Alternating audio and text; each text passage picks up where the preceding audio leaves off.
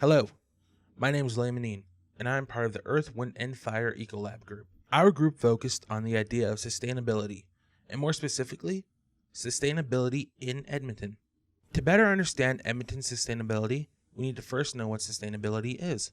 Sustainability is our society's ability to endure over a prolonged period as an integral part of the Earth's natural systems.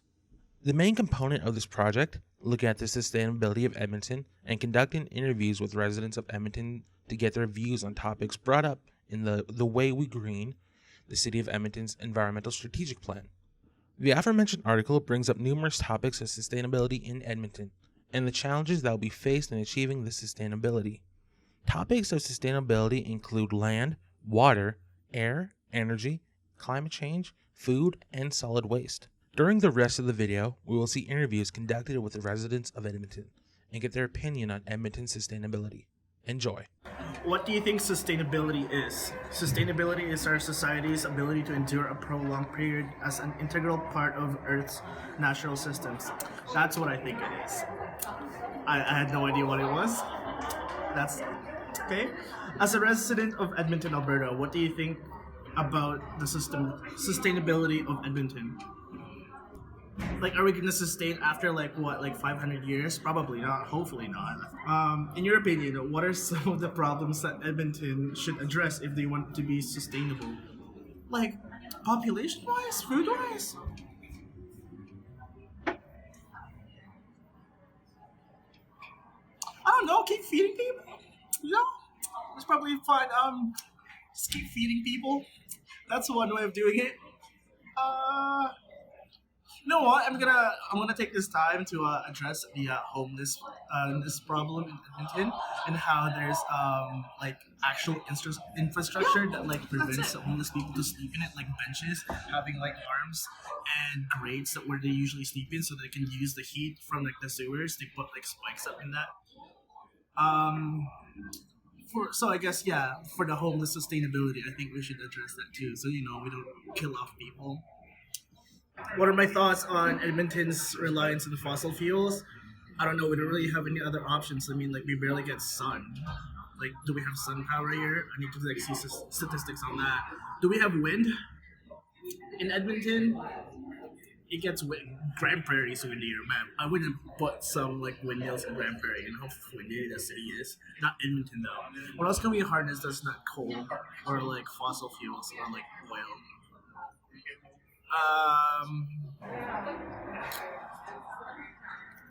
don't know what else can Edmonton use? Talk about solar energy of Edmonton and how we don't have sun. Like look outside, there's no sun like right now.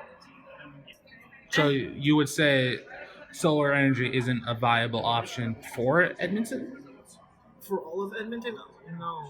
Also, like, isn't that the problem with like solar like panels? Is that they keep getting upgraded to the point that it's not responsible because once you like basically you have to put all the panels right like in a large landmass. Sure, we have farms for that, but what like which farms are we gonna like use? Yeah, that's it. So the first question is, what does sustainability and sustainable living mean to you? Well, sustainability would be, just living in any environment, taking less than what you give back. And sustainable living can be as simple as, just recycling bottles, reusing the grocery bags when you go to the grocery store, fold them up, use them for your lunch the next day, stuff like that. Sustainability is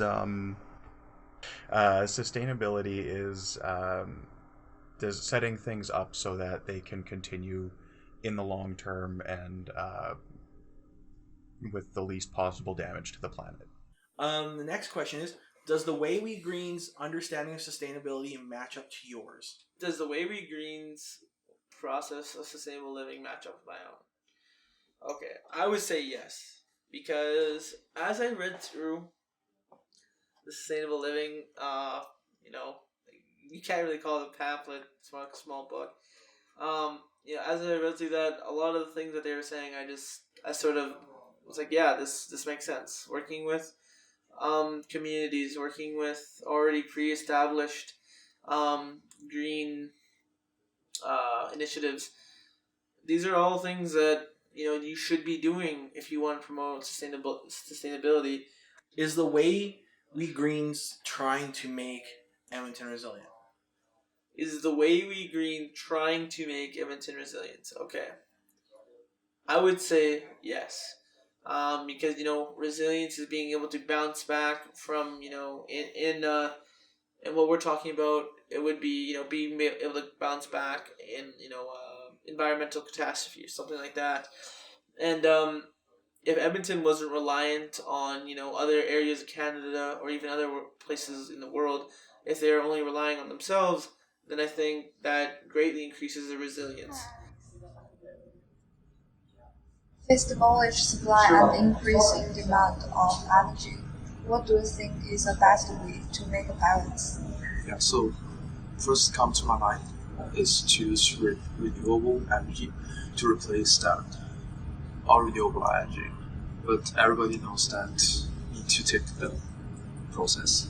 But like, for example, in the Edmonton, so the waste management facility, they got a biofuel facility, so they can recycle all the like plastic or like any stuff to deal with that and make that to the biofuel. So I think that could be like a good example of that.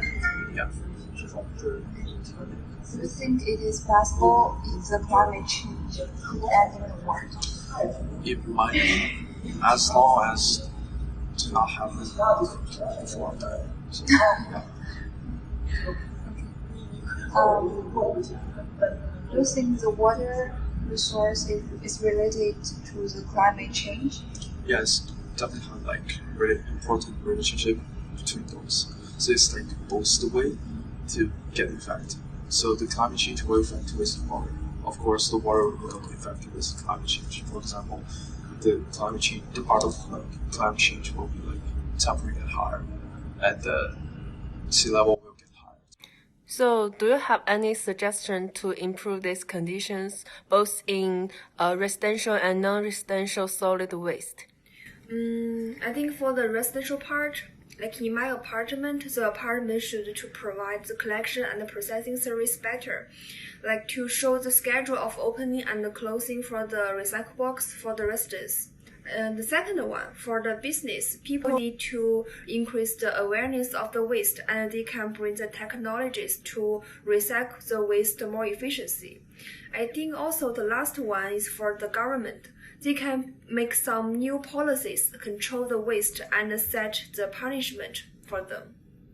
For your opinion, what are the main reasons cause the Alberta produce more waste than other provinces in Canada? I think there are two reasons to result higher solid waste in Alberta. The first one is the management of waste recycle is not perfect in Alberta. Today I want to talk about the relationship between sustainability and air quality in Edmonton. And this is Aiden. And we will talk about this topic together today. So Aiden, in your view, what is sustainability? So I think sustainability is the development of something, and this kind of thing can keep on growing up. So what do you think? I think sustainability is maintain something at good aspect and can improve it better. So what do you think about Edmonton air quality? So I think air quality of Edmonton is so good and fresh, even as the world is so famous. But the climate is so strange because of the temperature inversions. For example, there still have a snow, even the season is spring now, right? Yeah. Although the air quality in Edmonton is so good and fresh, but I still think there still have some air pollution in Edmonton. So what kind of air pollution did you know in Edmonton?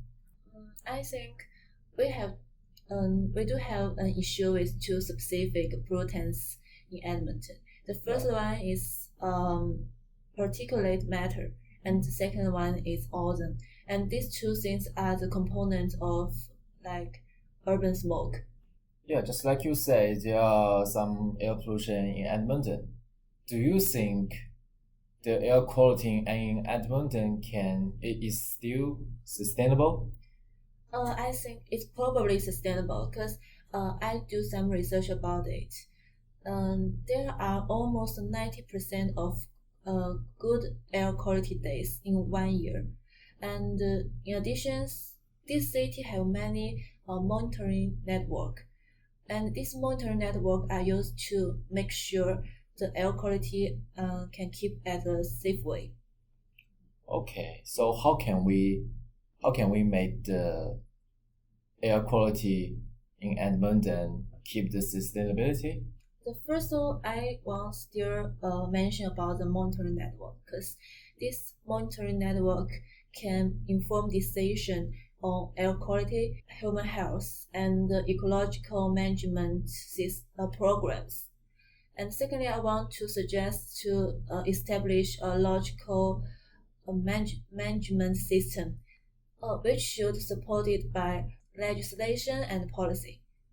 And finally, I want to mention that we need to make sure the people who is living in Edmonton can timely receive the information that relevant air quality and enable to pay more attention on health and on health risk and the problem of air quality. Hi, Jenna. Hi everyone, I'm Jenna. I'm going to ask you some questions. Saskatchewan River is the main water resource of Edmonton. How long do you think Saskatchewan River is capable to support Edmonton's needs? In my point of view, I think the river can support people to living for over 20 years. Because I studied here for over 3 years, and I never faced the cut of water situation. However, in China, those kind of situation I always face in my daily life.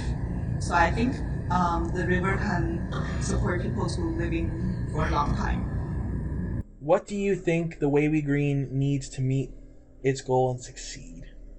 It needs to educate the citizens of Edmonton, as well as improving overall awareness of the campaign. So they need to educate the Way We Green. They need to really push education on what they're trying to do, because I mean you can say that okay, we're gonna do this and the other thing to make living more sustainable and to make it for easier for everyone to access these goods and services. Well, if people don't really understand, why it is that you're doing this, why it is you're trying to make sustainable living more prevalent in Edmonton, I mean, everyone's going to understand that yes, it's a good thing, but if you don't push the envelope and saying, we need to do this now or we need to do it sooner rather than later, if you don't educate them on why it needs to happen sooner rather than later, then this is going to make it a lot slower, a lot harder to achieve your goal. The Way We Green, it's going to make it a lot harder. So I think if you can educate people more on, why it is we need to become more sustainable, especially in the coming decades, I think that sustainability, if it's not implemented into everyday living, well, it's going to have a severe detriment on human life in general. Does the Way We Green give itself a good foundation to succeed? It's already in academia, so I mean, people that are going to school and learning about sustainability and that sort of thing, they're learning about the Way We Green. Yes, that creates a very good foundation. I would say it does because it's very solidly based in research and communication with people within the city of Edmonton. Part of the Way We Green is to work with existing sustainable projects. Are there any projects, particularly fine arts projects, that you know of that would fit well with this project, with the Way We Green? Yeah, there's a few. I mean, I would say the Fringe Festival fits well into this. I mean, it's all Edmontonian artists and performers that play in the Fringe Festival.